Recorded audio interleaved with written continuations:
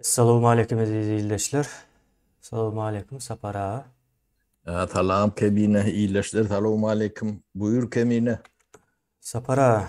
O O Sultan Çalışır pidaları ya da ertir başı belada olanlar ya da has korkunçrağı aytsak o yine Kazakistan'da şu bolyan zatlar o yani ölüm fidalar demek o neme de o ölecek ya da ölümden beterrak adaylar olacak. Şu arada düşündürüş yalak o fikir alışverişi karşında bir gurundeşlik edeli. O gurung deyip baba geçmeyeli yani gurundeşlik deyip aydiyan. Bizim bu aydiyan zatımız azrak siyasi hakikat diyele. şu yankı dün kaydı oturda atlamızın hem beceti bolup dur o ekspertlerim aydiyanı yüzde tolsun verşi o şu anlayanı beğer yani şu bir mesele ne Sultan çalışırdığını dünyada düşünüverdi yani. Ama Başka anasında üç köşk işledim yoktu. O, ilk başta başka çarak görünse de. o ne baştaki demesini aydıp vereyim. Kemiğine ne bir hüner vardır. Palita, Palitologi diye. O image maker diye. O şolur yalak bir Hmm. neme var.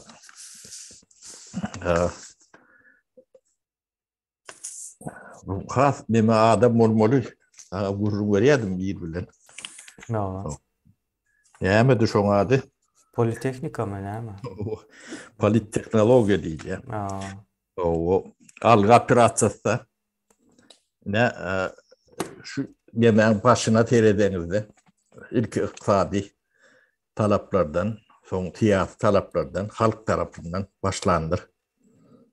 O siyasi talap e, orta çıkanda yani yemeğin huvan nemeti batışı, kıdışı ütkendir. O siyasi talap, o siyasi reformu deyip başladılar da. O siyasi reformu ne mi?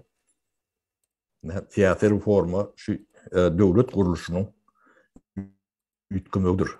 Yani sultanat sistemasını ortadan ayırıp yani kadalı kanunlu sayılı gelip ilgileyen sistema yani kanuni sistema geçiş değil ya da o ni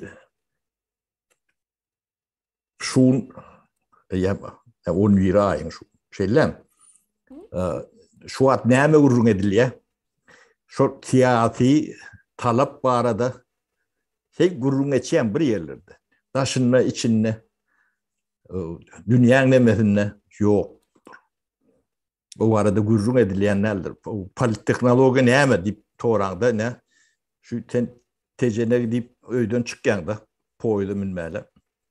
Poylu içecek diyen yöneteni tersine yani daha çok da taraf mindirip görüyorlardı. Ödün mü niye ödün mü?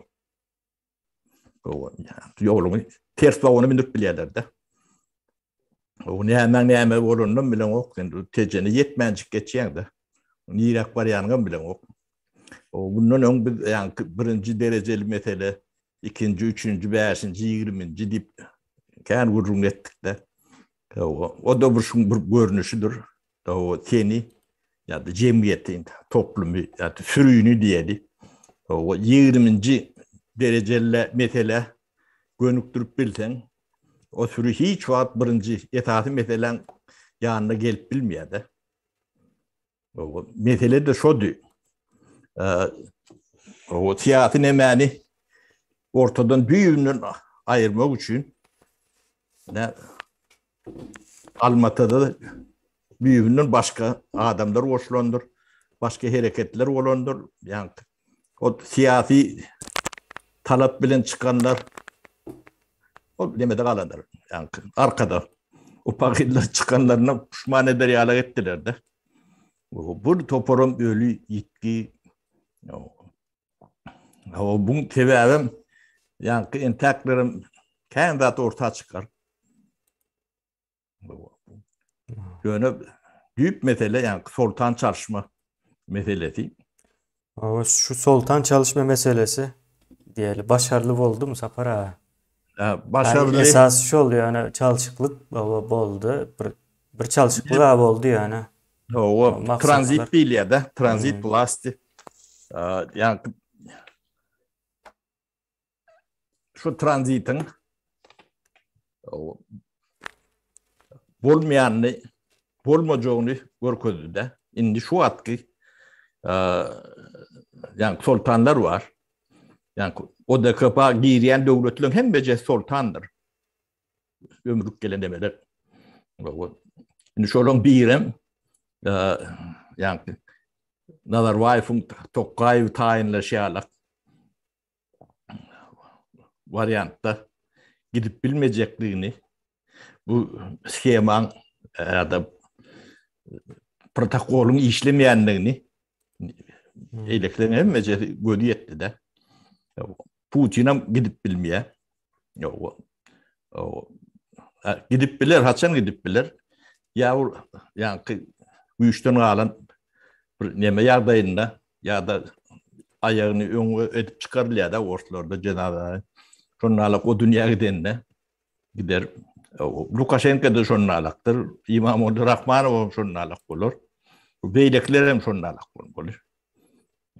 Ne Trandil'in işlemeyenlerine şunun hem becerinin gözü yetti de. O da kapıda yani sultan halal ediş skoru pomşiyalık bir daha da olur. Hmm. Çalışacak olanla yani tədeti gelende çalışılanla gelir yani kınemeni sultanı oturdur. O öz sultanımız sen bir de biat edersin. O yani arkanızda var diğer oturdur gider. Şeylere kurmurlar. Hmm. O problemani ne dediğini halk düşme diyalak başka vurumlar ettiler de. Hmm. Problemalar şu, o dökebede oturan devlet yolbaşçıları vardır. Evet, büyük problemi şöyle ödülerindedir. Onun sebebini ne?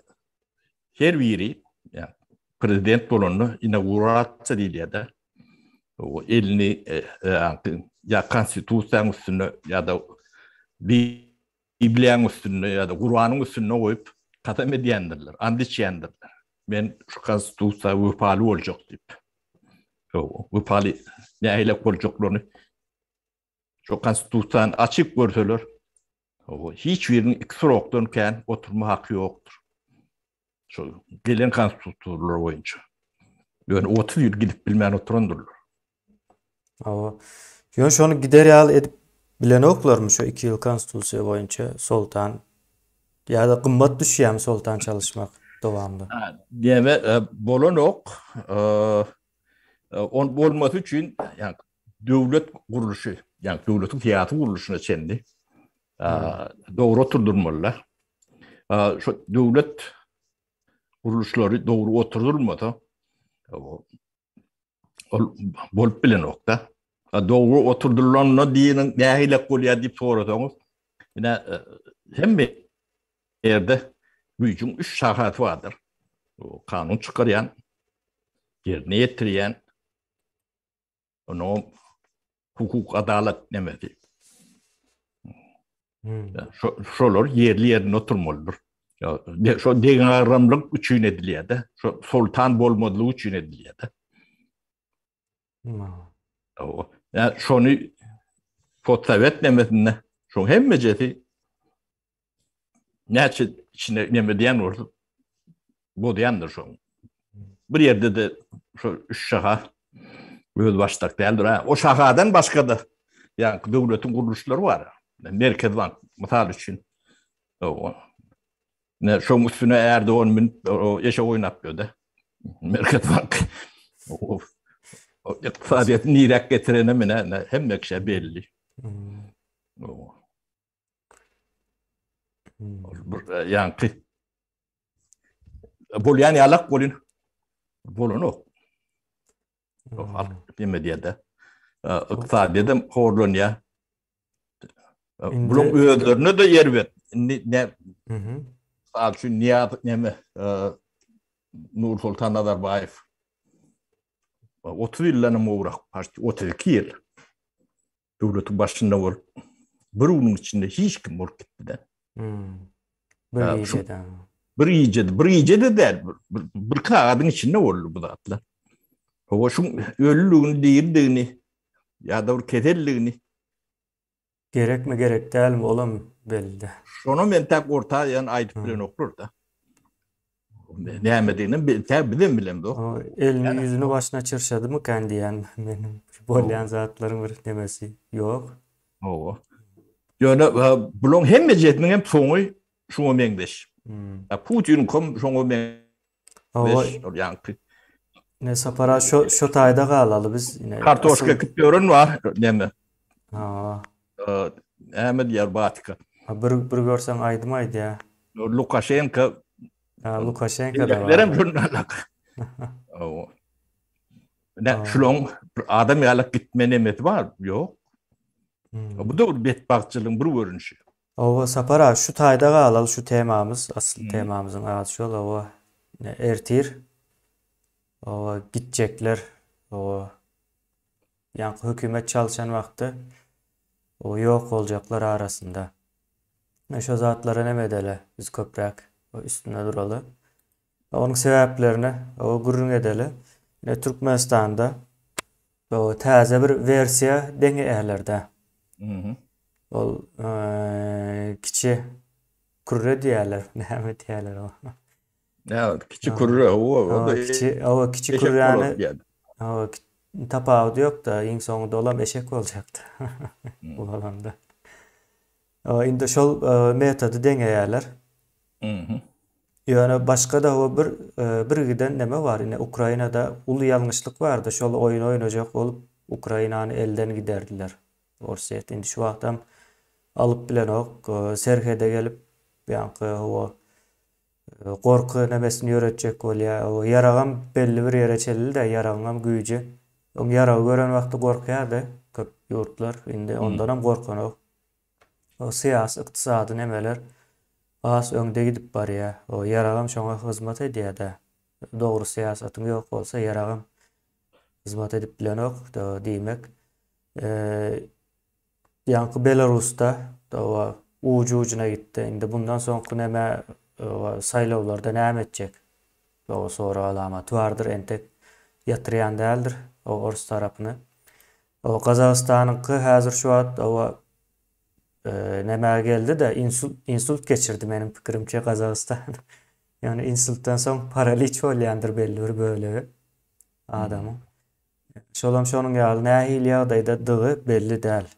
O ýuwaş-ýuwaş belli bolar. Ýöne gowluk görnenok häzirki nemesinden sebäbi o bir giden özüne janyna kastetdi. O ýitdi, watan dönügi, düşman, ýene bir zat, o terrorist ýalak. Bir giden Bu yemesi yan başladı kemiğine. Bu çoğun ne ile olacağını yani belli bilen däl adam o. yok. Belli O, däl ýöne bundan soňkynyň ýagdaýy belli däl bolsa da öňkiler belli de. Türkmenistandaky ýagdaý meselesi.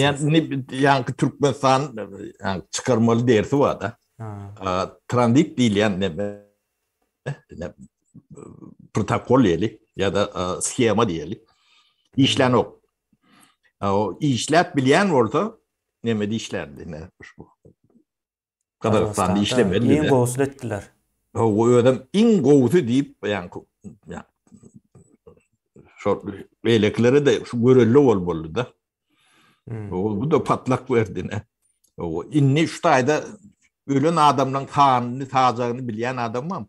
Yok. Son çıkar orta. Ödemin täze lider ne? Täze Kazakistan'ın täze lideri. Yakışıklı olan. O bilmedim yani makyajı da yerine. Bu da bizimki alak makyajı yatkılı diyen biraz. Yönü hom ýagdaý gaty kyn. Hmm. yalandan başlattı. Ne Aydın rahatların hiç yeri tutmadı. Edil Türkmen'in jurnalistleri yalattı. O son iğden ötürse o romanın bilen okur. Yani o terörist buzukan tutanlarını ben özüm yardıma düştü de.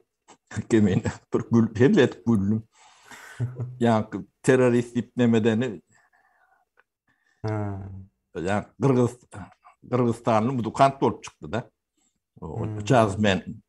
Ben 2002 yılda İrden Turum'da yani bilmedim ilki Ursiyadın emmesimi ya İsrail'in televizyoniyeti kadiyedi demeleri canet başladılar da. O menden mecnar o teröristim bildirdiler şolar. Ha, şolardan mı O bildiniz? o şunu alak bolup dur dip menden interview alıyorlar Ha, da. hiç arada dava uruş yok yani terörist Yok oluşturuz. İrden Turum'da yani 9 8 mi 10 bin şu at edil vakti bilem yok da. Hmm. Onun bir hepten içinde 20-30 sanak deme daha televizyon, radyo, dünyanın ehli yerinde. Şu Al Cezire'den başlayıp şey prese çenli. Hmm. O da günlü de can deme. Şu ben nadine alak terörist rolünü demetmeli olduk da. Hmm. Onun men bu atları yaşam son. Bu atları ne ile edilyenini bilyenni.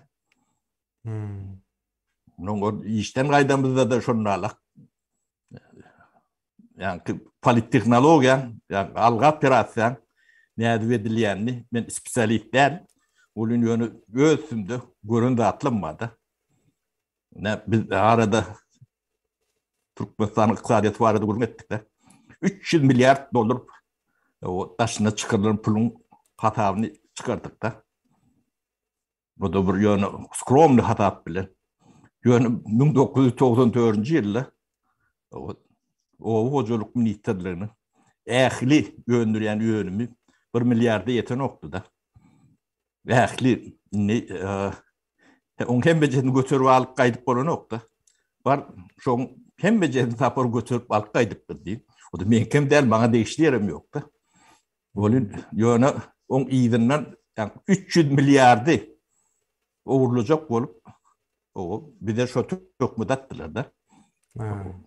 Halk o birbirlen otu değil bir de uğur dikkat ediyor. Yani 300 milyar parada gururun eden adam yoktur. Ne şunu alga pirasat değil yani. O tapar on ministeri değil o lideran. Şeylen o bir deme olacak orada cevap veren adam var benden Ullokan. O Minister var. ministerin pul bilen işi var mı Sapara? Men ministerstvo diyende bir yerine getirici alak bir zat aklıma gelen yoktu.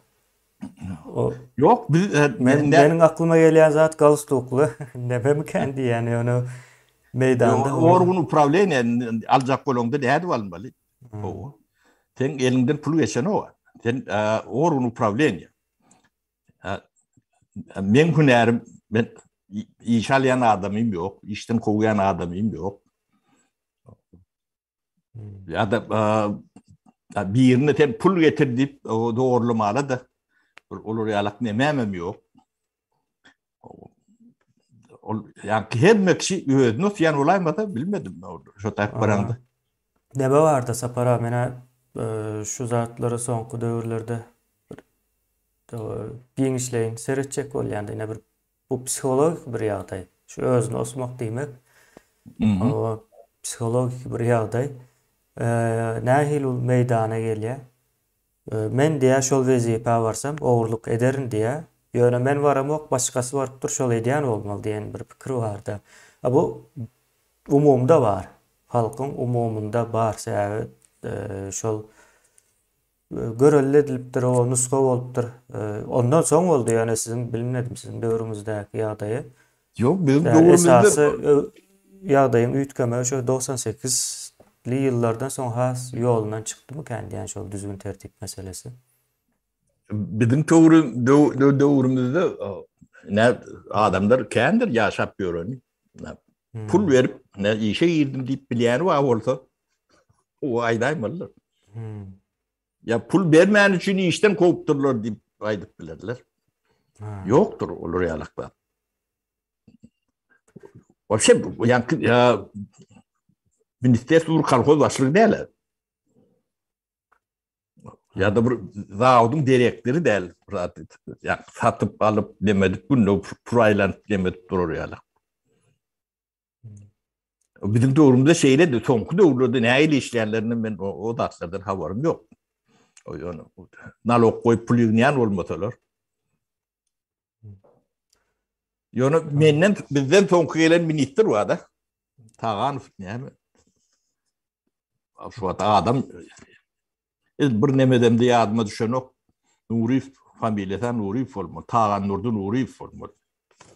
O hoşlaşmalı vardık da kutlamalı. Ne o düşündüsü olsun demeli.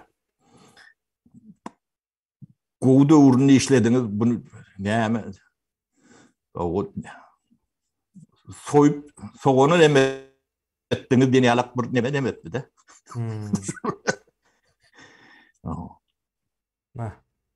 Aç yaşayan aydıp dur ha. O şu almalı demetmeli gelen onun deme gülüş görür adamı. Tanrı dedim sen dedim ben tek dedim biraz otur. O bir beş altı aylap o ne demediğini düşünmüyorsun. O düşünen zaman poydu derdiydim. Yani sorunun ne mi işleyen ne dersin öyle kömek gerek olsa tüynüklerden tütsü dik çıkandır. O sonradan aydar ne der.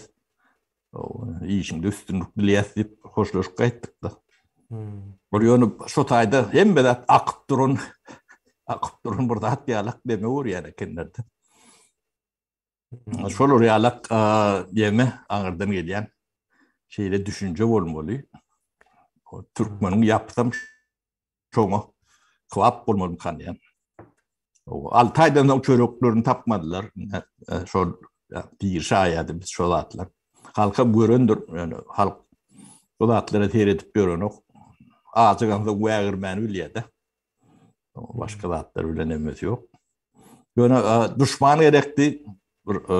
Onu ne bizim rol yemeğimiz kabat geliyorduk olmasa düşman edecek olsam ben üstündeki minister hatım bu düşman olup biliyorduk. Yani onu etmediler yani bolyan neler de kabat geliyen neler. O yani reformanı yatırdılar. Eden dağıttılar. Ne şu reformanı yatıranların ağutun şu adam çekip ölürdü. Şu reformu yine de bir yıl yarım yıl nemeden ortalar geçip gidiyordu. O Türkmenistan bu yılda da toynuk talp göründeme oluyor. O Eylek Respublikolun hem betneren o bir kelle yok orada da.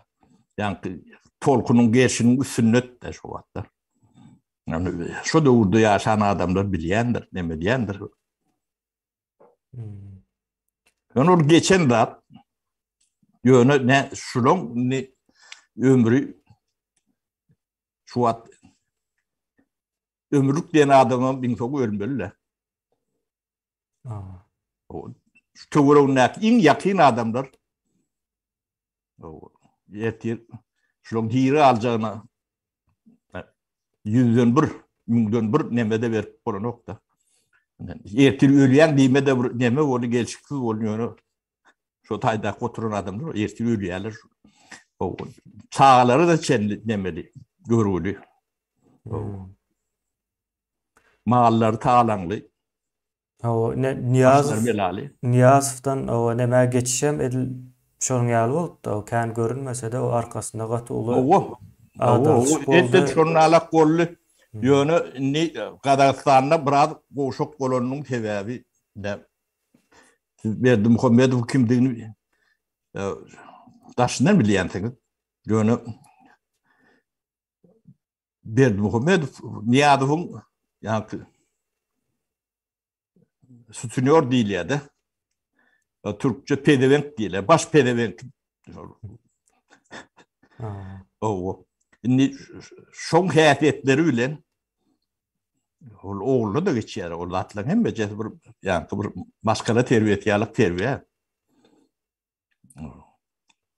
Hmm. Yani aşağına, yanın yanına. O canına yani emettiler çok. Tuğrun nekleri ne oğul çalışanında da bu topun yok etmedi bu. Derime verdim muhammedi ve yani şunu çok ayık yani şu yuvaş adam şundan hiç saat çıkmaz deyip koyan adamlar vardı. Akbarat Recep. Şu an değildi. Oğlu vardır, oğlum yoktur. Başkaları ölen yoktur. Diri alan orada onunla bununla hürriyet göründür.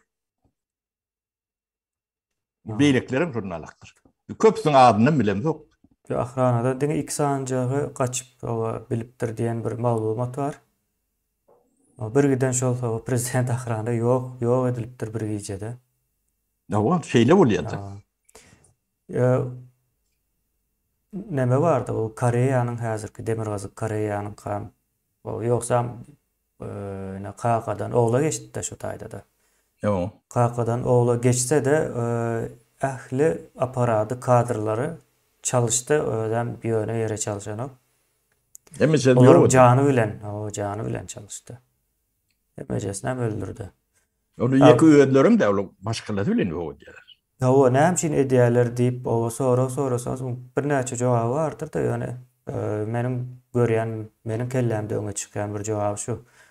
Bir adam o sana paralel ne sen bir yolbaşçı olsan koşa tırnak içinde diktatör olup biliyor da bu. Yolbaşçı olsan senin yanındaki adam senin bilen bile neme olmalı değil de vaatta. Ne diyesen 5 yıl yolbaşçı olan olsan olan 5 yıl senin yanında şu hükümet Kim işlerde bin Hülya'da in olmanı o ne aile adam bin Hülya'da. ol yetişiyor belki senden has o daşından seyrediyor da sana ol en sonunda. Hem yanında hem daşından seyrediyor. Bu hoplu oluyor bu gittikçe de. Son bu o şu mekanizm yani yankı diktatura diyelim nemedeki diktatura Kore'deki bizdeki diktatura görünüşündeki kleptokrati oğurluk o forması.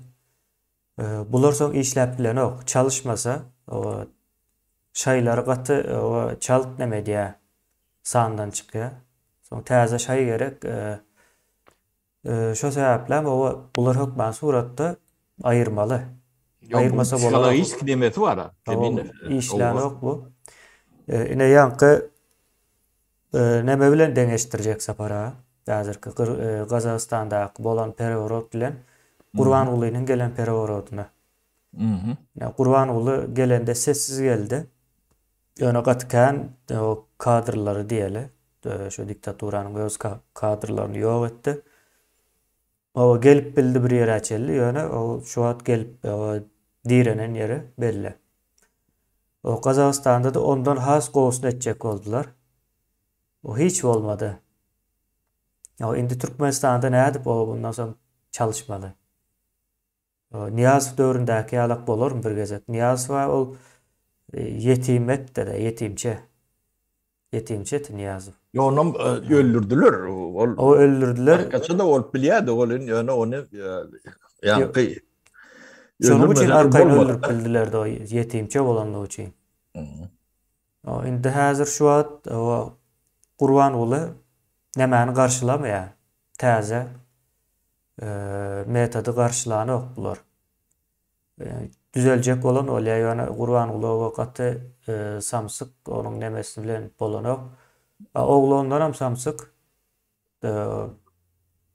bize tapavdu yoksa para. Yemek kemiğine berdi bırdat vardı. Şimdi şu oğlun baş doğruğun ne adamlar vardır. Bile yetişen ya da Türkeşip görün ya İkişleşip görün ya anaşıp görün adamlar vardır. Şu oğlunun kimliğini bilen adamlar. Ben şu KKT'nin baş pedevenkliğine ayda oturuyorum.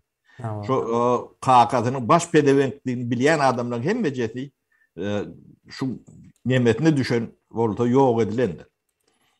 Yok etmeliler. Tabii yani unitada uğurlap görün bilen adamların orada yok etmeli olmadı. Bir yerde ayda ya da emin alak. Ben ayrı oturuyorum. Onun beylekliğin kim sorun alaktı. Bulun sorun alak psikolojik nimetim var. Kakasının dostları bilen dost olup bilen ok diýäňizde. Yok etmeliler. Owa. Öz dostları var. Onun ya bunu yönü şeyle işten ayrı bu nemedi bu nokta. Yok etmeden bir yerde guruluydu. Owa. Onun için yok etmeli. Onun şu atları neme diyorlar da. Onun katı düğü de iyilik diyorlar. Ha, bir bak birine 5 manat pul veripdir mi, alıpdır mı? O ya bir bilen gevipdir mi, ya yeni birine yamanlık edipdir mi, yaxşılık edipdir mi? Şu da atları çenni. Onun iyilerlenip yok edilmeli, aratalamalı. Bunun huda yatamalı. O bulması ne? Gelip görün bu tentekten arkada yatacak. Şu da atlı adamları yok eden son onun burada edip oluyor da. Bulması eğitir o ayda otuyor. Samsıktığına hep bekliyor. Benim bir çil çıdap ağrı ayttım bana baş pede verdi. Hop. Bu topor ne şayet çıkar ne bir de zaga diyenlemelerim var. Türkmenistan'ın kıyızların zayalarına değil mi? O da aylanan kıyılar. Tağın tacağı yok. O köp aytmalı utanıyor, onun utanmayan ama. Görün var onu. Bir diyen var. Şolur yalak nemi. O Türkmen varyantında yani hiç bir kadını gelmeyen yağdayı var da. Bulun memelerin bir cellat yalak memeleri var o kakati. Türmü saklat görün adam bu nefsi ağırma değil. Adam bilen okur bulur. Olmasa şu Türkmenistan'ı bolup göründe atmadı. Maşkaları dargadı. 2,5 milyon halk daşında yetmiyor. Ağaç, paspırtı, bomş yalak. Şoňa canım ani hiç saat nemedir o. Aytan men 30 yıllap o döwran durjak diye. 30 yıllık maksattan ama. O ben döwran durjak diýdi, ne bulun demesi. Onun şu sultanat döwrü bitýän, şu 22-nji 23-nji ýyllarda şuň soňu hemme jerin soňu gelmeli. O sultanlık döwür götüren nokta. Ya bunlar gitmeli. Ya şeylik gider. Ha olmadı da atval yerler bunlar. Ya kada bol ya yeni burada at bol ya. Sapara ol ne mana mı edip geçmeli şu atval ya dediğiniz o bulardan yani şu maşkaladan varat değil de maşkala aslında bir hakkına tutulan bir neme yalakrak görmeli mükemmel ya mutaydı. Onun arkasında oturanlar başka çara adamlar. O zaman mı edip geçmeli? Arkasında oturanlar 3-4 sahanı esası adamı var. Yıllardan beri. Bulun maşkalatı bile öllü mü, bir öllü mü? O zatlar bile işlerim yok. Ağrıdan yeri var. Bular o täze bir o çözgü tapmasa bizim karşımıza o görüş bilmiyor onu. Biz hem bilýäs, olar hem bilýär. Onun için arkaýyna aýdyp bilersin o ekranda. O Gurban gulyny owa biz sünkü bilen ýer onu goýsaňyz bize. Eşitip durandyrlar. O başga bir görünüş o tapjak bolsaňyz hem o Türkmeniň içinden tap bilseňiz tapyň bu saatdan soň. Soň bir zat aýdyp geçjek Sapara biz aýdyň bilen o çykyş edende geçen ýyl ine hökümetiň parahatçylykly o geçişi çalışygy diýen bir neme madda aýtdyk da esasy 3 madda goýdyk. Şolaryň biri şoldy. Bu näme üçin aýtdyk buny? O parahatçylykly o geçmeň ýoly bar isleseňiz. İslemeseniz o parahatçylykly ýol iki taraplaýyn bolýandyr. O bir taraplaýyn bolýan däldir. O islemese de o sen iň soňky o nämäni ulanmaly bolarys wagty gelende. Şonuň ýaly bir geçiş nämeleri bar. Bizim üçin parahatçylykly geçiş näme üçin gerek? O Türkmenistanyň o ertirini 1 ýyl 2 ýyl bundan soňra o pikir edemiz ok. 200-300 belki o 500 ýyllyk bir nämäniň düýünü tutup gitmekçi bolýar. O preemstivness diýip bir zat bar da. Şo bolmasa hiç millet demesi bir agda şaýeten ok da yetmeler o Kadın niyetin çok durdu. Yani şu türdürübüller diye de preemstance yani tecrübe geçmeli. Ödem bir kadalı kanunlu yol bilen o gelenem arkayın geliye ödünü guvni etken saylovlarda o yenk geliye gidenne de adam yalak gidiyor. O Ýeňilenýäni giden kabul etmäýin bilýär. o sonra hiç kim ölene oğum, hiç kim demeden oğum, hiç kim malına da yani talan düşen o başına da diye tuğruk kardeşlerine de bir hiç tat bolunok. Ne gelip gidip öyle ne şu Avrupa'da. Hiç adam bolunok. O işlenlerine de adam yalak arkayın olmasa 20 bir rotu, 2 rotu, 5 rotu akranalı, gorolu durmuş bol. Koça çıkıp bilmeden, demet bilmeden onu neyle parça bolundu nemeten. Bizine şu nemeni oturtmalı mecbur. Onu oturtmasam ne Kazakistan'da da şu nemeden olsa şu bay olan adamlar iki ette bay olurdu. Bir o bay olup bilecek okuyu var adamlar. O halkın bay olurdu. Devletim 10 ette 20 ette bay olur. Ne Kazakistan'ın hem Edil Türkmenistan'ın kıyalak şu yeraltı baylıkları vardır. O Kazakistanlılara çok 20%, 25% ya düşündür. Kalan 80%'ni beylikler alanlar. Ya onu ne nemedenini görürsünüz. Yo bundan sonra hasam beter olacak bu hazır edilen yanlışlıklar bilen. Bular iktisadiyeti hasam iyice gidecektir. İyice gidişlik olaymalı. Yapmaz uğratta. Şol yani sultanat sistemine son verip yani siyasi reformu bulmadan o Yemen devleti baylığı getirip bulun nokta. O baylığını sen başka yerik veriyorsun da. Yani Kazakistan'ın esas nemesi şol. O Kazakistan da o 1% adam bay oluyor, aşırı bay oluyor. Sen beyliklerden kovu olanda da kovu derler. Kazakistan'ın, Türkmenistan'ın baylığı Kuveyt'inkinden, Katar'ınkinden ya da Saudi Arabistan'ınkinden ken derler.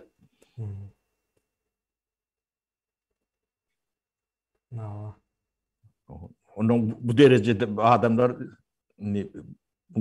ağını nemesini sen taklap bilmeyen o internette hem de hatta görüp duran yani. Şol nemänem aýtjak bolup durdum sapara internet döwründe onun yalandan saltanat o çalışıp bilen ok da. Öyle neme kemine yurt devlet yani postsovet nemesi yalana urlunna. Yalana urlunun ne tuğutnaması ne Kazakistan meselesi. Yani indiki olacak Kazak lideri o neçe argument getiren olsa 20.000 tane terörist vadiydi. O yalan çıktı. O beylikli atların hem aydın olsa hem beceririm yalan çıktı. Gözünü ırtmanım yalan söylüyordu. Ortada da Nazarbayev yok. Onu Aytman yine de yalan söylüyor şu an. Aytman durmagan bir yalandır. Şimdi normal nemede bir yalan söyleyen devlet yol başladı. Yalanı ortaya çıkan bunu astavka verendir. Dünyanın hem yerine şunun alaktır. Şu kanunum giyirmelidir. Şimdi şu kanun giyirse devlet adamsı yalan söylemek. Sebep andiçiyede ben yalan söyleyecek gel ben halkıma hizmet edecek deyip andiçiyede. Kasem ediyor. O kasem eden adam yalan söyledi. Bitti. Astavka etmeli. Yani düzgün şunu talep ediyor. O Clinton'ın o gıydı bilen bolup demesi var ya. Halkın onu çıktı. Bütün işte orada. Familyet neymiş o gıydı? O familyası yadıma düşen o katı meşhur gıyız o. Meşhur oldu da. Meşhur oldu. Yalan söylesem sonuna da yetti.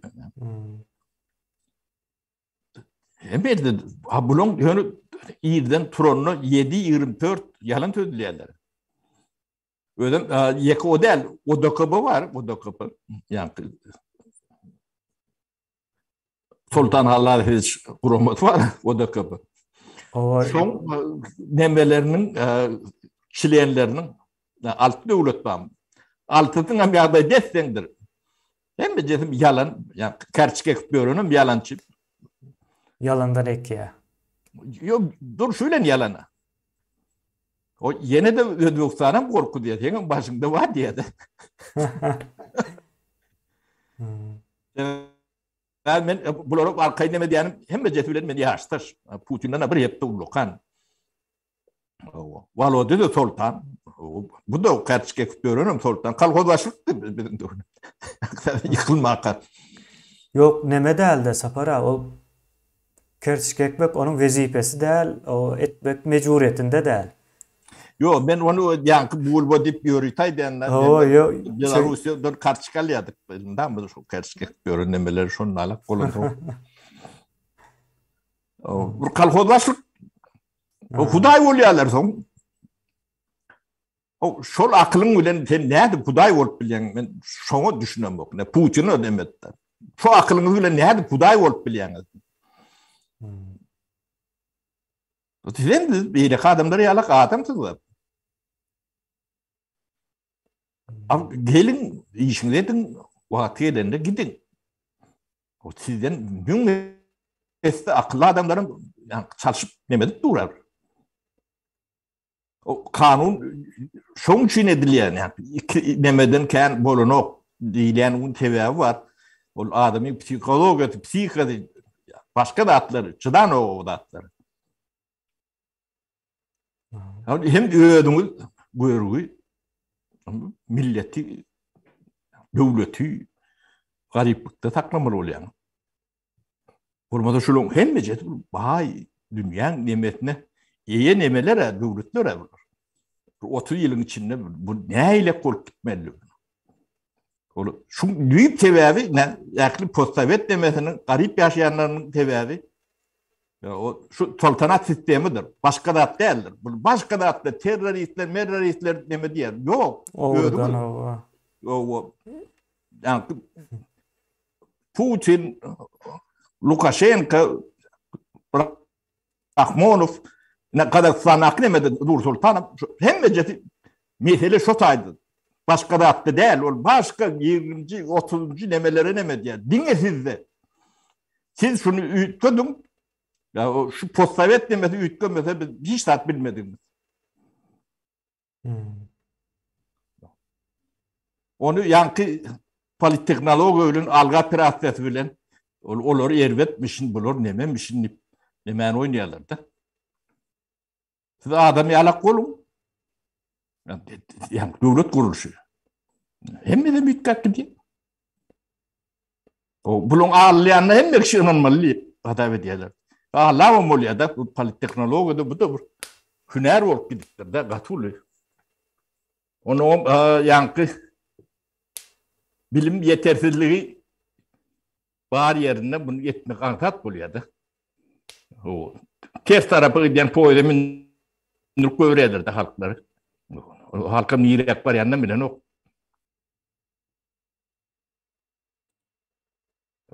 Şu meselelere geliyorlar mı? Hiç geliyenlerdir. Terörist var diyendirler. Pokuyupsun. O 20 bin demek 7-8 tane diriydi ya. Öyle ne Kazakistan vardı ben birazcık ilerleyen ne? Her kuartırla diyeniyorlar. Anti terörist demeler o şey neler geçirip öldürdü. Öldürdü. 5-6 yıldan beri. O adam tayinler. O ne hem kim tayinlerden şu zatlar için. O 20 bin adam yerden geliptir. Birine mevur kötülen okulur. O etil bizim jurnalistlerimiz yala. Bu aydan dağıtların hem becedi. Edir Türkmen jurnalistleri yala. Bir yerde suutnaması yok. Görközülen okulur.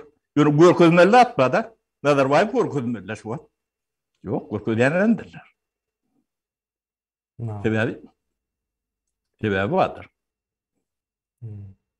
Yani bir kovuda adı belli geçeli kemini O da kapı çıkar deydi. İki çıkıp başlar deydi. Hiç kalsa oğlunu, biz oğlunu da seyreder. Yani bu doğru erişeniyedir. Bu yani şeyle yanlışlığını dünyadan bizden başka da aydan adamlar katkendir. Ha, çıksa avrayı kazanır diyecek ol yani. O Olmasa da o iki tarafın madanya. O da kapı tarafın madanya. o yanlış şunun yalı düzedey meseleleri yönü No. problemaları bitmez o tayda. Olar çıksa da. Şimdi Kazakistan'ın o geleceği sonra işaret oldudur. Katı Kim önküsü yalak bilemeyecek olmaz. ne yani ben şunu dinledim nemelerini. O zatlar aydı doğru zatlarım aydı ki nemelerini. Onu demet hem de adım üstünü görmürlerle. Onu kim bilemeyecek şu zatlar. Önkülere yok etmeli. O teğetini yetiştirmeli. O buradan bolayan zatlarla.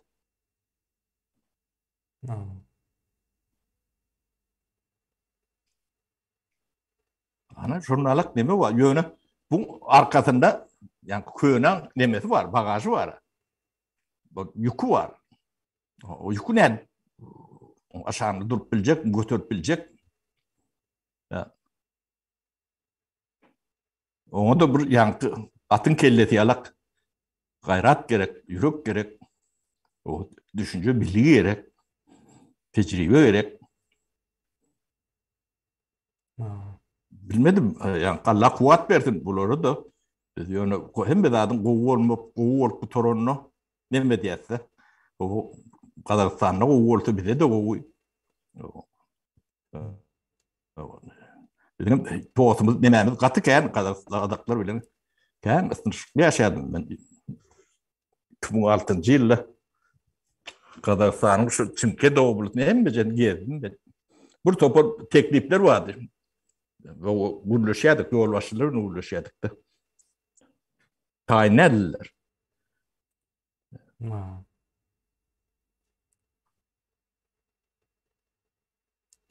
Sapara Başka sorun oldu der kemine. o başka soru yok. Umuman şu Türkmenistan ne mana ayttık ne sultanlık çalışanda ya da Bu hükman Merkez çalışmalı. Asya'daki o Kemine ben sözüm kestim şu at nemedenini aydayın. Bu sultanlık sistemati adamlar hükman çalışaymalı. Bu beyli yaşat bile nokta. Bu dövür götürün o. Bilen sizin yani yemek tövürüğündeki şu değişli adamlar var da. Ölünüzün, mahip bolunuzun, malını tanınmanın, sağlam betbak bolunun taraftar değil. Şu düşünün. Yani bunu para hatlı normal çözüp buluyor. O yani betbakçılık ne dediğini bilindi. Onun çözümü tapılıyor. Yani çözümü normal devlet sistematını vurmalıdır. Devlet kuruluşunu. Şu kurulan son o indiki gelecekler, adam yalak gelirler, düzgün bilen gelirler. Sayla bilen, neme bilen. O yalan yatırık nemeler bilenem değil. O bu yalanlığına Nazarbayev 99% şey alıp 30 yıl yol başçısı olan adam bir ununu götür edip kovdular. Yönü depmedi derler. Hem de adını yani, yıkıp imran edip heykellerini atlarını koparıp. Bu matkaraçılığı. Kaçık bir dönem olsa ne olurunu bilem de yok. O moment nemeti deme derler. Birinci deme London'dan geldi de. Kıyıdanın mülkü var arada nemeyem televizyonları nemelere çıkart nemet bölürdü. Bunun yaşayış olmaz.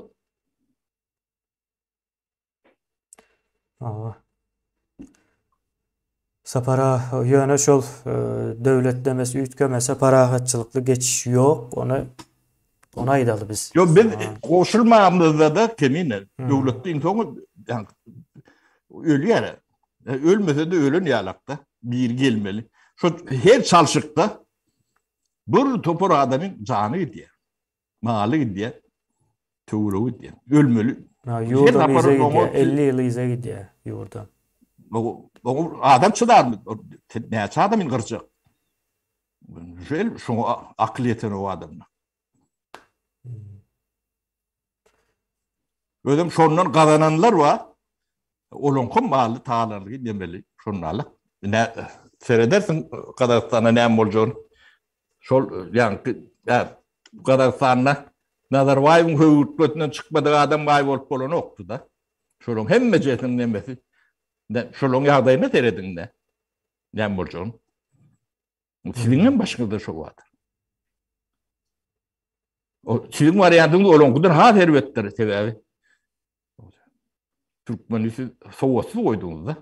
Şu soğutsuz adamla nemesinde çıdamalı olursunuz. Zulümün ama. Zulümlü.